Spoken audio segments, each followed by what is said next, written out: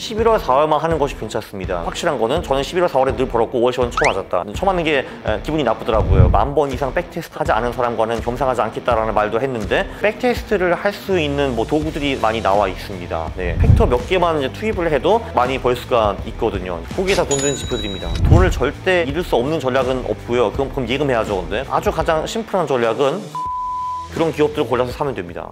가장 큰 장점이 뭐냐 하면은 그 규칙이 딱 나와 있기 때문에 그 시뮬레이션이 가능해요. 시뮬레이션이라고 할 수도 있고 우리는 백테스트라고 보통 많이 하는데 이제 과거의 흐름이 보이거든요. 이 규칙대로 내가 과거에 투자를 했으면 얼마를 벌 수 있었는가, 그리고 손실이 날 때는 어느 정도 손실이 났었는가, 손실이 나면 극복할 때까지 시간이 어느 정도 걸렸는가, 이런 거를 분석을 할 수가 있어요. 옛날 같은 경우는 어둠의 그 길로를 통해 가지고 데이터를 얻고 직접 엑셀로 돌려보고 이런 개고생을 했었는데 이제 요즘은 이제 그런 거는 안 하고 있고 그 백테스트를 할 수 있는 뭐 도구들이 상당히 많이 나와 있습니다. 네. 개별 종목 같은 경우는 뭐 젠포트라든지 퀀트킹이라든지 뭐 그런 프로그램들이 있습니다. 젠포트 같은 경우는 팩터들이 이제 훨씬 더 많고 그거를 조합할 수 있는 방법도 좀 더 많아가지고 할 수 있는 게 훨씬 더 많기는 한데 그 대신에 그만큼 더 복잡합니다. 네. 뭐 데이 트레이딩이나 스윙 트레이딩이나 이런 거 할 때 그분들한테 굉장히 적합한 툴이라고 볼 수가 있고요. 저는 그거를 조금 더 중장기적으로 투자를 하기 때문에 퀀트킹 정도면 충분하다라고 생각하는 사람입니다. 퀀트킹은 이제 온라인 DB라고 보실 수가 있는데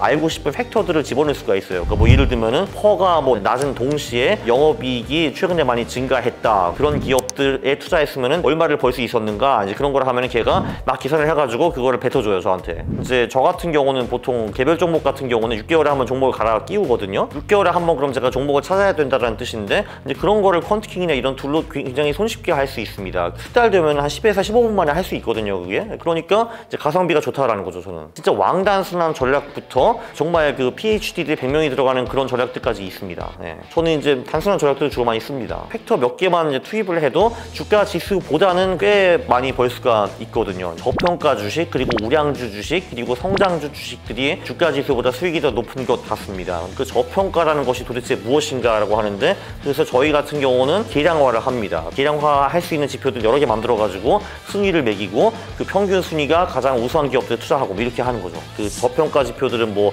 퍼도 있고 PBR도 있고 PCR도 있고 PSR도 있고 뭐 그런 지표들이 있는 거고요. 이게 다 뭐냐 하면은 P는 프라이스라는 뜻이고 시가총액과 똑같은 말입니다. 이 저평가 팩터들은 시가총액을 중요한 핵심 재무제표 지표로 나눈다라고 보실 수가 있고요.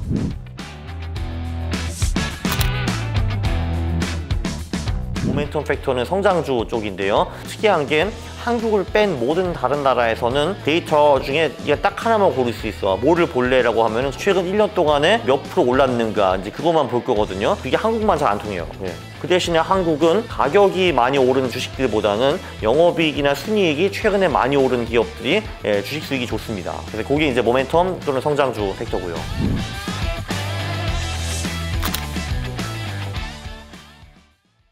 우량주 쪽이 가장 어렵기는 하는데 심플한 개념으로 뭐 수익성 이런 게 있습니다. 퀄리티 팩터들은 이제 여러 개가 있는데 그 중에서 지금 가장 잘 나가는 팩터가 GPA라는 팩터가 있습니다. GPA는 아마 한 번도 못 들어보신 분들이 많으실 텐데 매출 총이익을 총자산으로 나누는 지표거든요. 근데 사실 대부분 사람들은 그 전에는 그런 매출 총이익보다는 영업이익이나 순이익에 더 집중을 많이 했는데요. 근데 그 지표보다는 매출 총이익이 좀 더 수익에 연결되는 지표라는 것이 요즘 계속 논문으로 나오고 있습니다. 왜냐하면은 영업이익과 순이익이 중요하다는 건 기업들도 다 알거든요. 그래서 그거를 조작하는 기업들이 상당히 많습니다. 진짜 무슨 뭐 돈을 빼먹고 횡령한다는 얘기가 아니라 합법적으로 그 영업이익과 순이익을 좀 고칠 수 있는 방법들이 상당히 많이 있거든요. 이미 조정이 많이 들어간 거기 때문에 기업의 진정한 수익성을 대표하지 못한다라고 했고, 근데 매출액에서 원가를 뺀 그 매출 총이익은 상대적으로 조작할 수 있는 여지가 별로 없기 때문에 이것이 기업의 수익성을 제대로 반영한다라고 주장을 했습니다.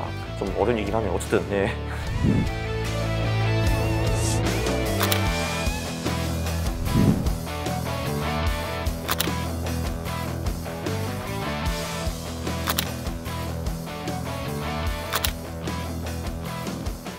일단 그 돈을 절대 잃을 수 없는 전략은 없고요. 그럼 예금해야죠. 근데 조금 잃으실 정도 각오는 해야 될 것 같은데 일단 MDD를 낮은 전략으로 무조건 먼저 시작하거라라고 말씀드리고 싶고요. 영구 포트폴리오라는 것이 있습니다. 영구 포트폴리오 같은 경우는 자산 배분 전략인데 자산을 4등분해서 주식, 채권, 금, 현금 이렇게 들어가는 거거든요. 네, 그럼 주식 같은 경우는 SPY, 스파이라는 ETF가 있고, 그죠? 뭐 채권은 TLT라는 ETF가 있고, 그 금은 GLD라는 ETF가 있고요. 현금은 그냥 현금입니다. 최근 50년 동안을 보면은 얘가 복리수익이 한 8.7인가 뭐 그 정도 나왔고. 최대 손실이 12.7% 정도 나왔습니다. 분명히 얘도 재수 없으면 돈을 잃을 수 있기는 하지만 그 폭이 그렇게 크지는 않았다라고 볼 수 있습니다. 그래서 상대적으로 좀 안전한 전략이죠. 네.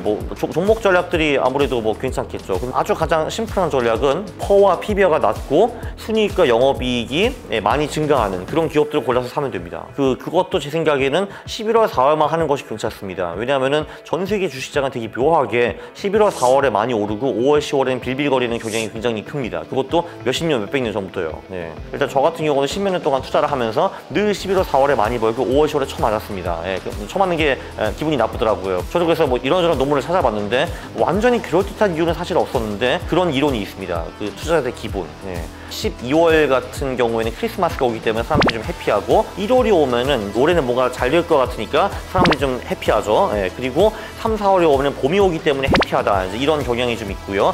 사실 근데 그게 맞는지 뇌피셜인지는 저도 잘 모르고요. 근데 어쨌든 확실한 거는 저는 11월, 4월에 늘 벌었고 5월, 10월은 처음 맞았다. 이거는 확실합니다. 네. 이런 전략들을 하다 보면은 중간에 아무리 좋은 전략이라 하더라도 떨어지는 구간이 나오고 그리고 떨어지는 걸 극복하는데 2, 3년까지 걸리기도 하거든요. 근데 그 2, 3년 동안의 고통을 참을 수 있는 사람이 세상에는 별로 없어요. 이게 굉장히 어렵기는 한데 이제 그나마 소위 백테스트, 그 시뮬레이션 같은 거를 많이 돌려보는 게 그나마 조금 도움이 된다고 생각을 합니다. 10,000번 이상 백테스트 하지 않은 사람과는 겸상하지 않겠다라는 말도 했는데 아 이런 구간도 있었구나. 재수없는 시간에는 뭐 20%가 쭉 빠지기도 하고 그거 극복하는데 2년 반이 걸렸구나. 이런 거를 계속 되새기고 해보면은 그래도 조금 나아집니다. 근데 그래도 어려워요 사실은.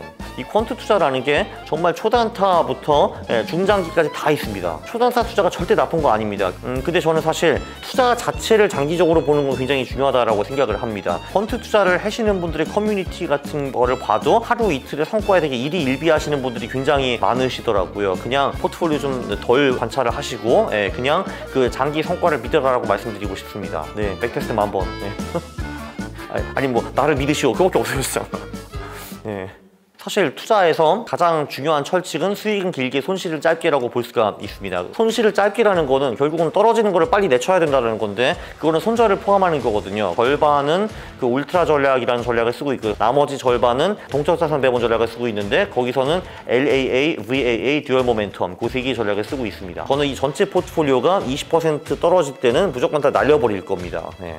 투자에서 제가 보기 가장 중요한 거는 하기 전에 이미 언제 팔지 어떤 이유로 팔지 그걸 이미 다 생각을 하고 들어가야 됩니다. 저 같은 경우는 보통 오를 때는 계속 오르게 냅두고 뭐가 잘 안 된다 하면은 빨리 쳐버리는 편인데요. 근데 그거를 인생에서도 적용하니까 인생이 훨씬 더 잘 풀려가고 있습니다. 업무나 사람이나 모든 것에 적용이 되는 것 같은데요. 그러니까 인간관계 같은 경우도 얘는 좀 아닌 것 같아 하면 빨리 쳐버리고 반대로 이 사람 정말 괜찮은 사람인 것 같다 그러면 뭐 돈이랑 에너지랑 시간을 투입을 더 많이 해야 되는 거죠. 제가 퇴사하고 지금 4개월 넘어가는데 제가 만나고 싶지 않은 사람 한 명도 안 만났습니다. 지금까지는. 행복도가 한 150배는 올라간 것 같아요. 그런 생활이 저는 좋습니다. 네. 끝으로 5년 뒤 강원국님에게 한마디 남겨주실 수 있을까요? 5년 뒤? 야, 너 그때 돈 정말 적었네. 네. 제가 보면은 이제 이 생명줄이 엄청 길어요. 이게 저는 150세까지 병 없이 살 거예요, 이렇게. 그죠? 네. 와. 이거 병 하나도 없어요, 이거. 150세 가는 거, 이게. 네. 그래서. 네, 맞아요. 저도 대충 이거 중간에.